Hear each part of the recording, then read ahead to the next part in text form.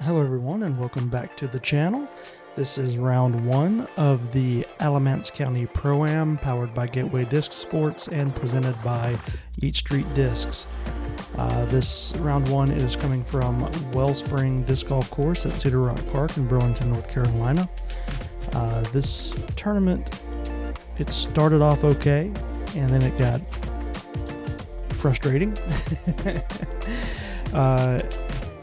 Overall, it was not a bad tournament, but this is one of those tournaments where you cannot make mistakes, and once you make one or two mistakes, you kind of feel like you're out of it, and it comes a point where you just start throwing crazy shots and just trying whatever you can because you feel like you're already out of it. But it was a fun weekend. The three great cards, card mates. Really enjoyed who I played with and the time I had out there. So let's get started, get into this, and show you how everything transpired. All right, starting off on hole 13 here on Wellspring. This is a 217-foot par 3. I'm going to be throwing a fireball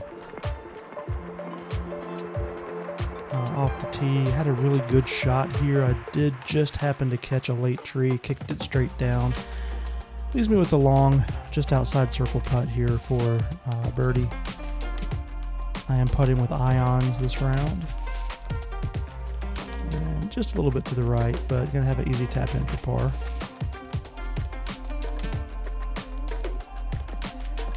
Hole 14, we're looking at a 220-foot par 3.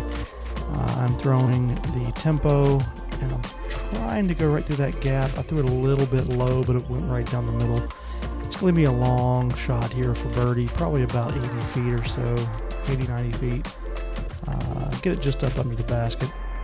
It was a pretty elevated, uphill shot there. Hole 15, we're looking at a 226-foot par 3, throwing the fireball again on a forehand. Wellspring has a lot of forehand holes, and you'll see me throw the forehand quite a bit this weekend.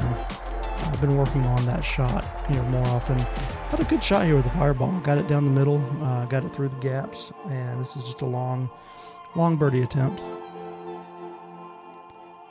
And I'm gonna catch a late tree there right by the basket. That one right there next to me, and easy tap in for par.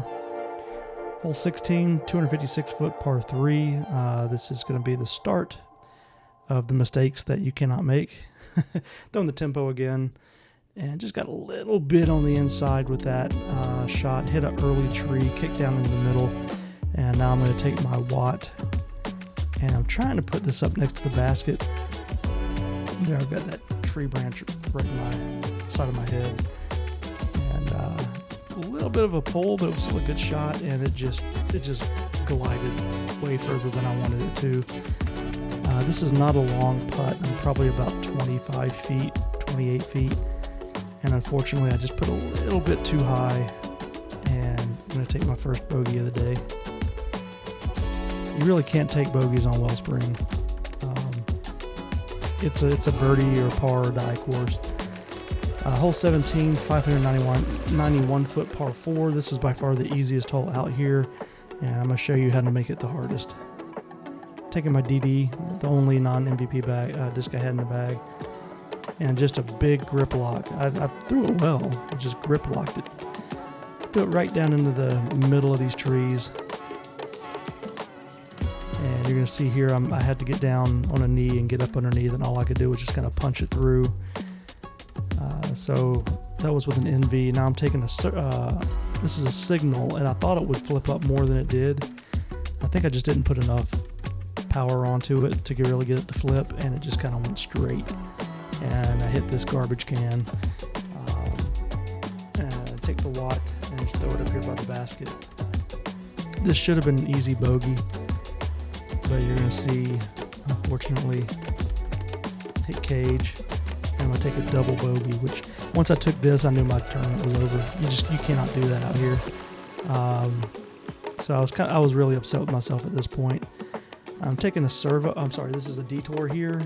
And right now, a guy just yelled that one of the fishermen missed me looking back. Someone that was fishing, there was a bunch of people fishing around the pond, and some dude yelled right in my my swing and my walk up.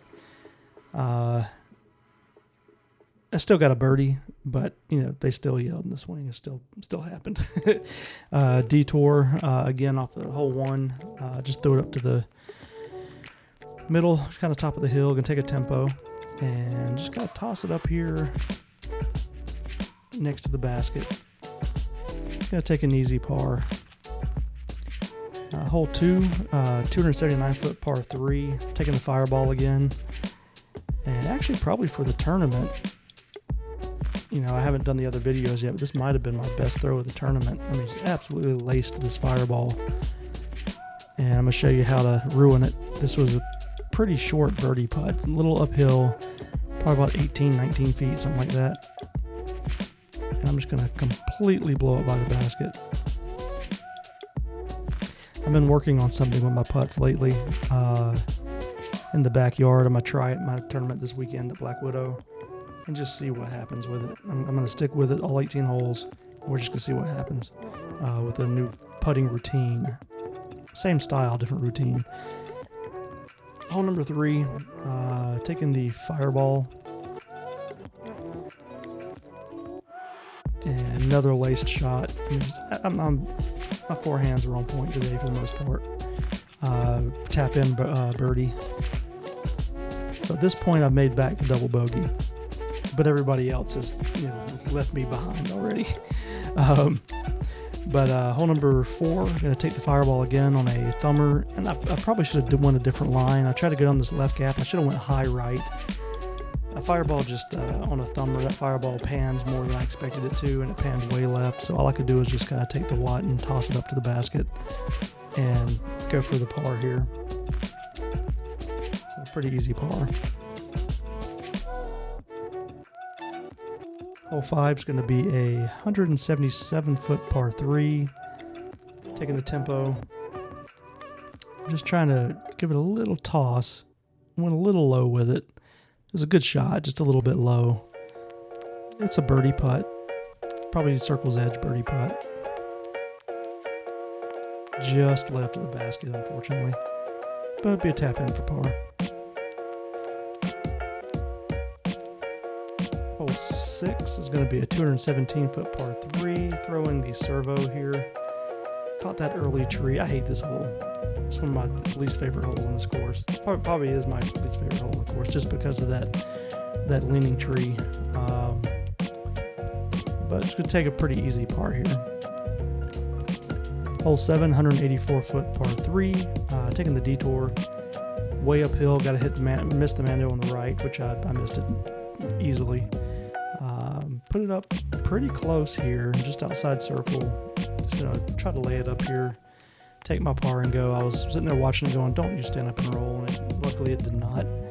But easy par. Hole 8, I'm going to have a 161-foot par 3. Taking the Envy. This is my favorite hole out here.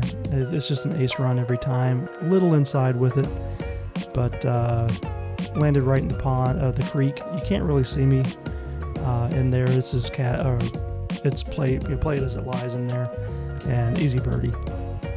Hole 9, going to take the fireball again. 197-foot par 3, and just threw that forehand right to the basket. Left it about 10 feet, 12 feet. Easy birdie. So I went 2 birdies in a row here. At this point, I am 1 under par. Hole 10, 259-foot par 3. Taking the watt and just throwing it down the middle. I was playing placement here. I wasn't trying to power anything.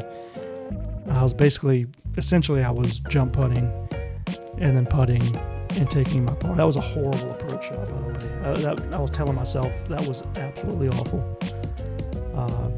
To be this far away from that close on an approach. But easy par. Hole 11, 272-foot par 3. Taking the engine here. I'm still was getting used to this disc a little bit. And I just yanked it left, unfortunately. It throws very well. It's a great disc. Definitely a good disc in the streamline lineup, but take the servo on a forehand, and this worked out great. Threw it right up under just below the basket. and I'm going to toss it up. And I just reserved myself and said I'm taking a par. I'm not going to try to run this and risk hitting the basket or something and rolling back down the hill. So at this point I knew I was even and I needed to par this, and unfortunately I took my NV and threw it right into the tree. And I'm going to take my tempo, and out of the hand I thought I hit this just right, and I'm going to hit a late tree and kick straight back. I mean, that was just awful. And so now I've got a long shot here to put it up to the tree and hit my bogey to unfortunately finish with 1 over par. Not what I wanted. I knew I needed to be at least 3 down from this layout, and unfortunately I went 1 over. So I knew I was out of it pretty much at this point. You can't play Wellspring and shoot over par and expect to be anywhere top of the leaderboard. Wellspring's too easy of a course to come in over par and expect to finish out well. So I knew I had a lot to catch up with on Cedar Rock, and you'll see that in round 2. We're playing the regular Cedar Rock Sneaky Pete layout, and you'll get to see what happened out there. But as always, thank you so much for watching, and we'll catch you again next time.